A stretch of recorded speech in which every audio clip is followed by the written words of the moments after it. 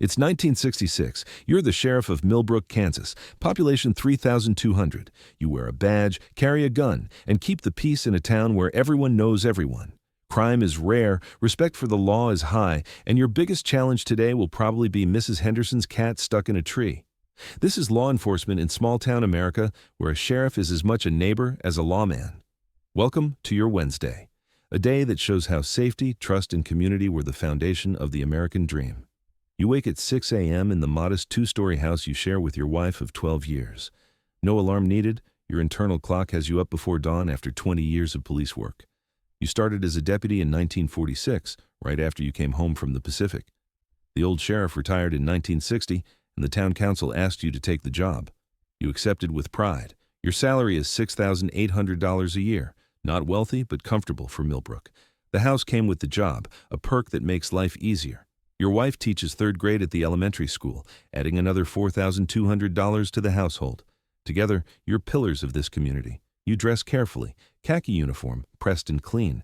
Your wife ironed it last night while you polished your boots and badge. The weight of the badge on your chest never gets old. It represents something. Authority, yes, but more than that. Responsibility, trust, the community's faith that you'll protect them, serve them, treat them fairly. Your service revolver sits in its holster, a .38 special that you've never fired outside the range. In 6 years as sheriff, you've never drawn your weapon on a person. Most days, it feels more like a symbol than a tool. Breakfast is quick: eggs, bacon, coffee. Your wife kisses you at the door. Be safe, she says, like always. You smile. In Millbrook, be safe means watching for deer on the road, not dodging bullets. You climb into your patrol car, a 1965 Ford Custom with a star on the door and a single red light on the roof.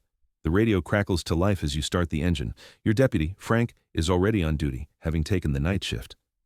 Morning, Sheriff, his voice comes through. Quiet night? Just the Peterson kid trying to sneak back in after curfew. Walked him home, had a chat with his father. Good work, Frank. Head home and get some rest. You drive slowly through town, windows down, taking in the morning. Main Street is waking up. The bakery is already open, the sweet smell of fresh bread drifting through the air. You wave to Martha through the window. She waves back, already boxing up your usual Wednesday donut order for the station. You pass the hardware store, the barber shop, the Five and Dime, the drugstore with its soda fountain. Every business is locally owned, every owner known to you by name. You know their children, their struggles, their victories. This isn't just your beat, it's your home. At the elementary school, you slow down. Kids are arriving for class, walking in groups, laughing and playing. The crossing guard, old Mr. Williams, retired postman, waves his stop sign with authority. You give him a friendly honk. Everyone's watching out for everyone. That's how small towns work. The sheriff's office sits on Main Street, right next to the courthouse. It's a small building, one main room with 2 desks, a holding cell that's used maybe twice a year, a coffee pot that's always on, and a wall of wanted posters that mostly go ignored because those people aren't coming through Millbrook. You unlock the door at 7:30 a.m. and flip the sign to open. The coffee starts percolating. You review the log from Frank's night shift. 1 noise complaint, the miller's dog, already resolved. 1 medical call, old Mrs. Patterson fell, ambulance came, she's fine. And the Peterson curfew issue. The phone rings at 8:15. It's Mayor Daniels. Sheriff, we need you at the town council meeting tonight. Want to discuss the 4th of July celebration security? I'll be there, Mayor. Appreciate it. How's everything looking around town? Quiet as always, sir, just the way we like it. He chuckles. That's why we elected you, Sheriff. Keep up the good work. You hang up and smile. Elections here aren't about politics, they're about trust. Last election, you ran unopposed. The town knows you, trusts you, respects you. That's worth more than any salary increase. At 9 a.m., Mrs. Henderson calls. Just as you predicted, her cat Whiskers is stuck in the oak tree in her backyard. I'll be right there, Mrs. Henderson. You drive to her house, a neat Victorian on Elm Street. She's in her 70s, lives alone since her husband passed. You grab the ladder from your trunk, you keep one there for exactly this reason, and climb up. Whiskers hisses but allows you to scoop him up. Oh, thank you, Sheriff, Mrs. Henderson says, eyes grateful. Would you like some lemonade? That's kind of you, ma'am, but duty calls. She pats your arm. You're a good man. Your mother would be so proud. She's right. Your mother lived in this town her whole life, passed away 3 years ago. She knew everyone, and everyone knew her. Now they look at you and see her kindness. That's legacy. That's community. Next call is at the high school. Principal Morrison needs you to talk to the students about summer safety. Swimming in the quarry, driving responsibly, staying out of trouble. You stand in front of 200 teenagers and speak plainly. I know you all. You know me. Your parents trust me to keep this town safe, and that includes keeping you safe. So be smart this summer. No drinking and driving, no trespassing, no trouble. If you need help, call me. Day or night, that's what I'm here for. They listen respectfully. A few troublemakers in the back, sure, but even they know you're fair. You don't look for reasons to bust kids, you look for reasons to help them. That's the difference between being a cop and being a sheriff in a small town. Noon finds you at Rosie's Diner on Main Street. You eat lunch here 4 days a week, not because you have to, but because it's important to be visible, accessible. You sit at the counter, order the meatloaf special, and chat with Rosie while she pours your coffee. How's business, Rosie? Can't complain, Sheriff. Summer tourists will be coming through soon. Always good for sales. Farmers come in, taking their lunch break. You talk crops, weather, cattle prices. Old Joe mentioned some kids were driving too fast past his property yesterday evening. I'll patrol that road extra this week, Joe. Keep an eye out. Appreciate it, Sheriff. This is intelligence gathering, small town style. No wiretaps, no informants. Just neighbors talking to neighbors, keeping each other informed. When everyone knows everyone, crime doesn't hide well. A stranger walks in, a traveling salesman by the look of his suit and briefcase. You make eye contact, nod friendly. He nods back, a little nervous. That's natural. In small towns, strangers stand out. But he's just passing through, no trouble. You make a mental note of his car in case anything gets reported missing later, but you don't expect problems. The afternoon is spent driving the county roads, checking in on the farms outside town. You stop at the Morrison farm, not because there's trouble, but because you know old man Morrison is recovering from a broken leg. His son is helping run things, but you want to make sure they're managing. Everything all right out here? Right as rain, Sheriff. Thanks for checking. That's what I'm here for. You call if you need anything. This is preventive policing.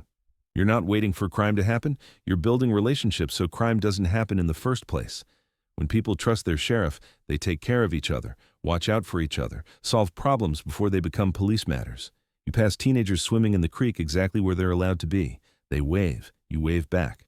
No need to stop. They're being responsible, having harmless fun. That's what summer should be. At 3 p.m., you stop by the elementary school as classes let out. Your wife sees you from her classroom window and smiles. You watch kids walk home safely, crossing guards doing their jobs, parents picking up their children. Everything orderly, peaceful, safe. This is what you protect. Not just property, not just law and order. You protect this way of life, this trust, this peace, this sense that Millbrook is a place where children can grow up safe, where neighbors look out for each other, where the sheriff is someone you trust, not fear. At 5 p.m., Frank arrives for the evening shift. You brief him, nothing major to report, but keep an eye on the quarry tonight. Some kids might try swimming after dark and patrol past the Morrison farm once to make sure everything's secure. Got it, Sheriff. Quiet day? Best kind, you reply. You attend the town council meeting at 7 p.m. It's held in the courthouse, 12 council members discussing 4th of July plans. You present your security plan, 2 deputies on duty instead of 1, traffic control for the parade, first aid station near the fireworks. Simple, practical, effective. Motion to approve the sheriff's plan, says one council member, seconded. Unanimous approval. You nod your thanks. This is democracy in action, small scale and personal. These aren't distant politicians. These are your neighbors, people you see at church, at the diner, at the hardware store. After the meeting, Mayor Daniels pulls you aside. You ever think about running for state legislature, Sheriff? Smart man like you could go far. You smile and shake your head. I appreciate that, Mayor, but I'm right where I want to be. Millbrook suits me just fine. And you mean it. You could probably make more money elsewhere, have more prestige in a bigger city, but here, you matter. Here, you make a real difference. Here, you're not just a badge, you're part of the fabric of community life. You arrive home at 8:30 p.m. Your wife has dinner ready. Pot roast, your favorite. You tell her about your day, the cat rescue, the school talk, the council meeting. She tells you about her third graders, about little Tommy who finally learned to read, about Jenny who drew a beautiful picture. After dinner, you sit on the porch together, watching the sunset over Millbrook. The town is quiet, peaceful, lights flicker on in houses. You know the families in most of them. You've helped deliver their mail when the postman was sick, jumped their car batteries in winter, given their teenagers stern but fair talking tos. Your service revolver sits upstairs in its locked case. You'll clean it this weekend, like always, but you didn't need it today. You probably won't need it tomorrow. In 6 years, the worst violence you've dealt with was breaking up a fistfight at the high school football game. This isn't because crime doesn't exist. It's because community exists. Because people know each other, trust each other, help each other. Because the sheriff isn't an enforcer, he's a neighbor. Because respect for law and respect for each other are the same thing in a place like this. As you head to bed, you think about what it means to be a sheriff in 1966 America, in a small Kansas town where everyone knows your name. You're not fighting a war on crime. You're preserving a way of life. You're protecting not just people, but values. Trust, community, mutual respect, the simple belief that neighbors should look out for each other. Tomorrow, you'll wake at 6 a.m. and do it again.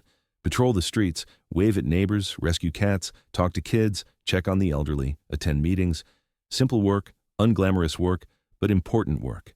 You'll earn your $6,800 a year and feel fairly compensated. You'll sleep well, knowing Millbrook is safe. You'll take pride in wearing that badge, not because it gives you power, but because it represents the community's trust in you. This is 1966 in small-town America.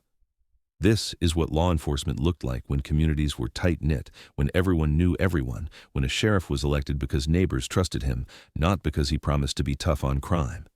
You didn't become a sheriff to have power. You became a sheriff to serve, to protect, to be part of something bigger than yourself, a community that works together, looks out for each other, and believes in the simple goodness of American small-town life. This was your day. This was your purpose. This was the American dream, lived not in cities or suburbs, but in small towns where a sheriff's badge meant trust, service, and community. And you wouldn't trade it for anything? If this video made you feel something, don't forget to like and subscribe for more stories like this. And if you remember days like these, or if it felt like you did, I'd love to read your thoughts in the comments. Maybe you remember the rhythm of those times. We'll meet again in another ordinary day in 60s.